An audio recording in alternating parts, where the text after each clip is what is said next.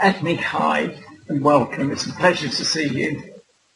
Thank you so much for joining us to walk us through the various changes in qualifications and accreditation that's been happening with the ICF.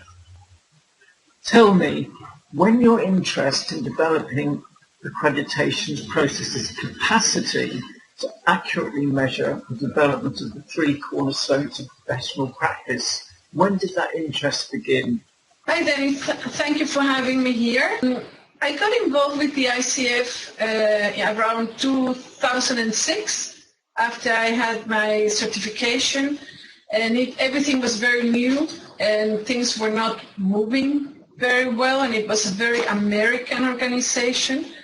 And I liked the competencies very much. I thought, and the ethics and the codes of conduct of the ICF were things that attract me very much. So about 2008, I became a volunteer for the Accreditation and Certification Commission. And from then on, I always have been involved in one way or another one, up to the point that for 2 years, I was the chair of the Commission of Certification and Accreditation for the ICF. So what makes it really important that accreditation works as an accurate measurement? ICF is standing in getting the profession of accreditation as a profession, but also as a self-regulating profession. And therefore, to create that, the organization needs to be constantly improving the systems they have set up and reviewing them whenever it's necessary. So ICF has accreditation. That means that schools that give training similar to what ICF wants might get accredited, and on the other hand, individuals get certification by the ICF, and there must be a standard and a constant improvement of the system. Would it be fair to say that as you move more towards self-regulation, the importance of the development programs being able to deliver grows increasingly? So, and programs. Yeah, it's very important that self-regulating professions, to keep them as professions and get the trust and the respect both from the members and from the users, that the organization constantly makes sure that things are working and that there are a lot of different systems set up so that the profession can grow. So, I hear that ICF is again changing the certification requirements. What would you say are the major changes in the last 4 years? In the last 4 years, ICF, before ICF had really not exams set up correctly, and with the come of 3 levels, it was necessary to create a system that was more or less accurate so that the different levels would be tested. They introduced the ACC, which is the associate certification, then you have the PCC being the professional, and then the MCC, which is the master level. In the last 4 years, to get the profession stabilized, what we have been doing is looking at the different levels and the difference of the different levels, creating markers, creating different expectations for the levels. So we included for the ACC, which is the lowest level, we created a written exam, entry exam. The aim of that exam is just to check if the person that is applying as a coach knows how to coach. It's a very basic exam. Then, what we also included was that the ACC level could be extended a couple of times. Usually, when you have a certification, every 3 years you need to renew it. To do that, we also added for the ICC, to make sure that the coaches keep growing, we added 10 mentor-hour coaches in the process of 3 years. plus 40 hours continuous education. For the PCC and the MCC, it works exactly the same. We have 10 hours mentor coaching plus 40 hours education throughout 3 years.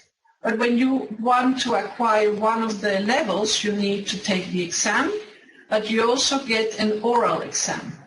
Before, that oral exam was on the phone with 2 assessors. One you were coaching and the other one would be listening. What we have done now, take the telephone calls away, and we have included 2 recordings. So the assessors are now on their own time listening to the recordings and evaluating them separately. And then they bring together to see if the certificate, if the grading has been the same. And then the person will get a grading. For the MCC, it works exactly the same. But the mentor coaches are really for the coaches who would like to create a better understanding of their own skills, because that's what really the mentor coaching is doing. And ICF is requiring for each level 10 hours mentor coaching. And in the job of the mentor coach, if you are well trained and educated, which is sadly enough in most cases not the case, the mentor coach will help you grow your skills, help you look where your blind spots are, and will help you understand the connection of the competencies, how they work together, so that you look at them separately and then you bring them together to understand how the process works, because you cannot be present if you don't create trust, but you cannot create trust if you are not listening. So it's a whole combination of things, and a good mentor coach should be able to support the coach client to go through that process. No, I just wanted to say that the problem is mentor coaching is, I think it's about 3 years, no more. I think it's been introduced about 3 years, 4 years at the maximum. But the mentor coaches by themselves are not being trained. They're not professional. So anybody can be a mentor coach who has an ICF certification. And that has to be changed. Okay. Which brings us back to the whole process. The start of any process is actually the selection procedures. And those selection procedures have now been introduced at the front end coaching applications. What I'm hearing is that the same selection procedures may not exist in the same way with mentors as they do with coaches. Or that's an assumption, or is that big? No, that's an assumption. ICF has said that the mentor coach is somebody that can support coaches in the growth of their skills. They are not allowed to coach the coach in their business or personal development. It's only to look at their skills. But if you are not trained or not able to understand how the process itself and how the competencies are intertwined, it's very difficult to be a good mentor coach. And that's why I think there should be a certification of certain kind for mentor coaches. Okay. Can I just come back to my question, because I don't think that I expressed it very clearly. With coaching, there's a selection procedure. That selection procedure involves something that's the equivalent of an entry exam to see whether the coach has the necessary coaching skills to be accepted into the program. So what my question was, is there a parallel entry exam for people who want to train as mentor coaches or not? No, nothing. So could that possibly be one of the weaknesses?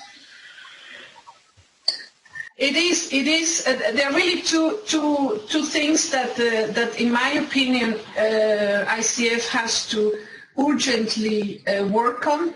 One is get the MCC markers like we have done for PCC, because that would invite and would strengthen the MCC process. But before that, I think we also need to get the mentor coaches certified, or at least ICF should revise what a mentor coach should do and what are the skills a mentor coach should have. That's what I strongly are working on getting ICF moving into that direction. It's really great, because what I'm hearing is there's not sufficient alignment, and there are also not sufficient, how can I put it, protections in place. That's right. So I'm wondering whether this would be a good time for us to shift to, firstly, what you think would be an improvement, and secondly, I know you're at the forefront of designing these programs, so say a little bit more about improvements, and also move into what you consider the key ingredients are of a training and development program that will deliver top marks in core competencies, standards and ethics, and maybe focus that question on the mentor coaching side of things. Okay. I think what is important is to understand that when you are an assessor, or you are a coach, or you are a trainer, it doesn't mean you can do all three of them. Personally, I believe you need to be trained and you need to have certain attachment to that level. And the problem now is that anybody who has a certification can become a mentor coach, but that doesn't mean they have learned from the schools, because schools teach you how to coach, they teach you models. But often after the training of 125 hours, nothing happens. The coaches get a little bit training there, but they are not learning to go beyond the models, to understand that a model only helps you when it's connected to something beyond just asking a question, or just asking the client to breathe, or just doing one of the things they have learned at school. They have to go beyond that. And I think that a mentor coach is just the right person to help the coach to look at, let's stand here and look at how you coach through a recording or standing there in the present. But after that, you need to look at your recording, at your performance as a coach.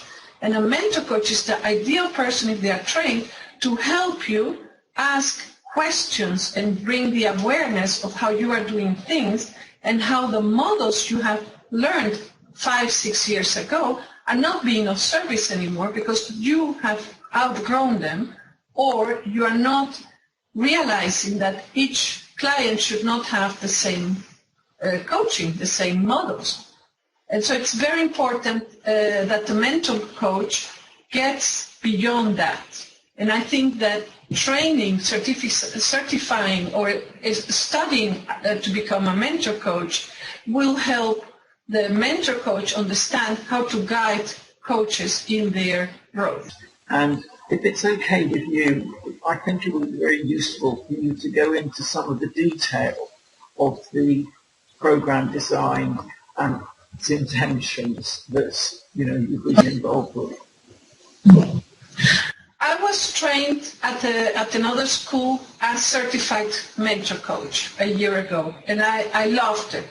But I felt that I was missing certain things, and one of the things is exactly what you just sketched, that moving from the organization to the structure to the process, and help the coach client to understand that if you want to grow, you need to look at models in a very different way.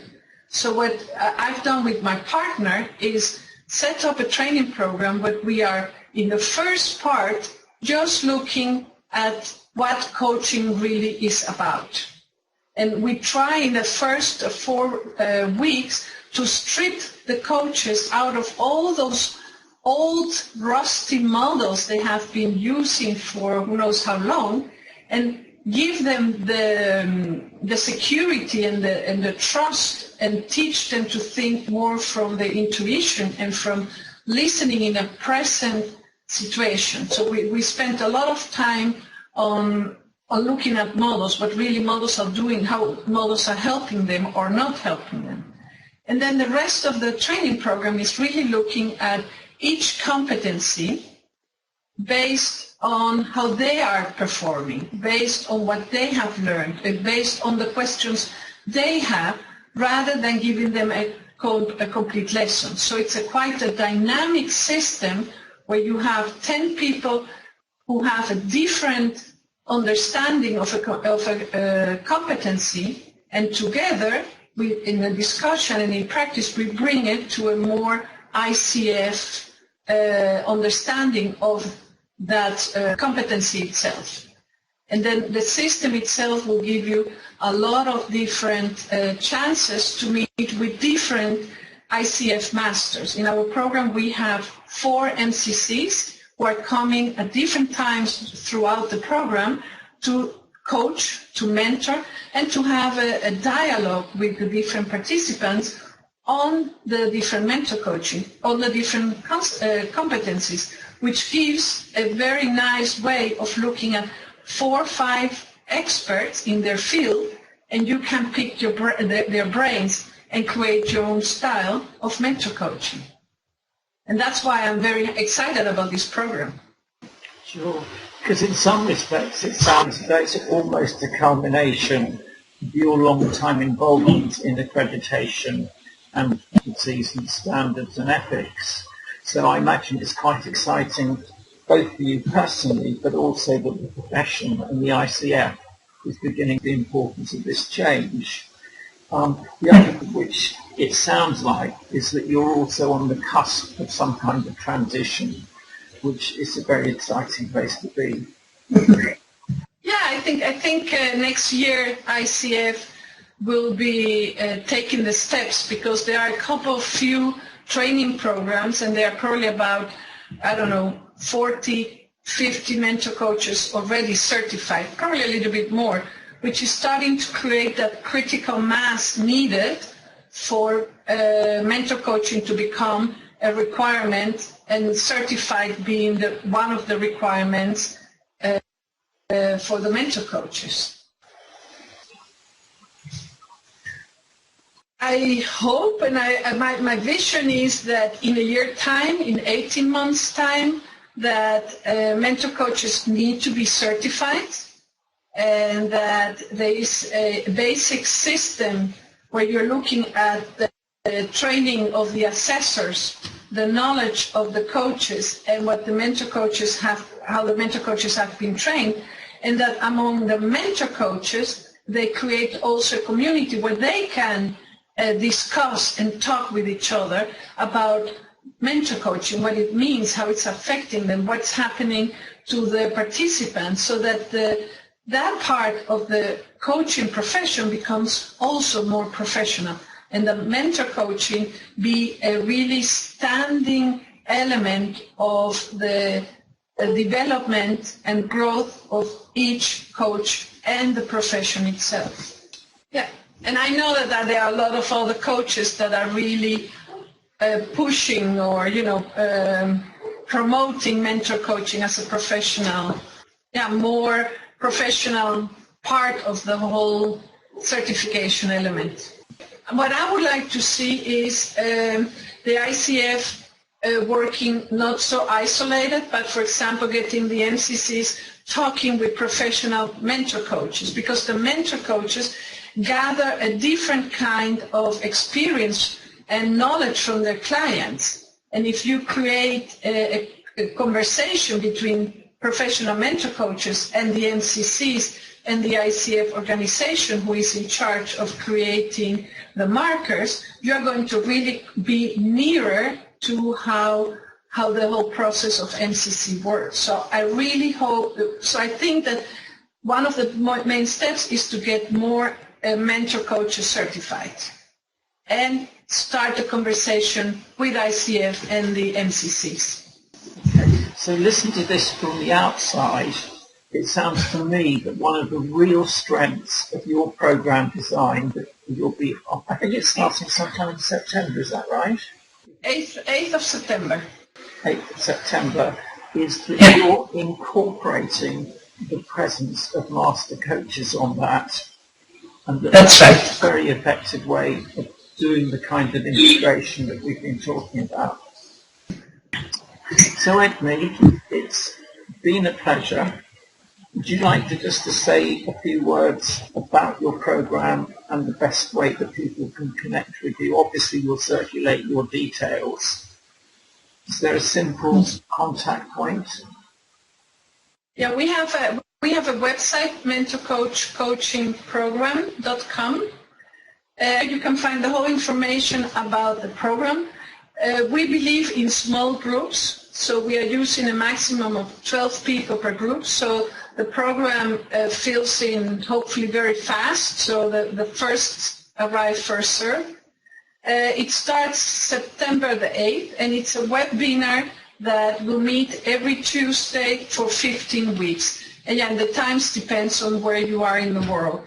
Last training we had 7 different countries, so that was very exciting because then the cultural issue of coaching comes very nicely included in the program itself. And we have people from different levels, so that gives a big richness and great discussion. So I hope more people come and they believe in certifying as mentor coaches so that they can help the profession grow. That's just reminded me of something else, Edme. You're multilingual. I'm not sure, is it 4 languages? That's right. I work in 4 languages. So there's also the scope for you to, for instance, at some stage be introducing this to Spanish-speaking Latin America, Spain, etc. would be one obvious. Yeah, the intention would be next year to do similar program in Spanish. Fantastic. Thank you, Dennis. You're welcome, and I would like to just wish you every success. And I think having someone who's so clear and committed to standards, core competencies and ethics is absolutely critical to any professional development, whether you're involved in this at the accreditation level or the delivery of training programs.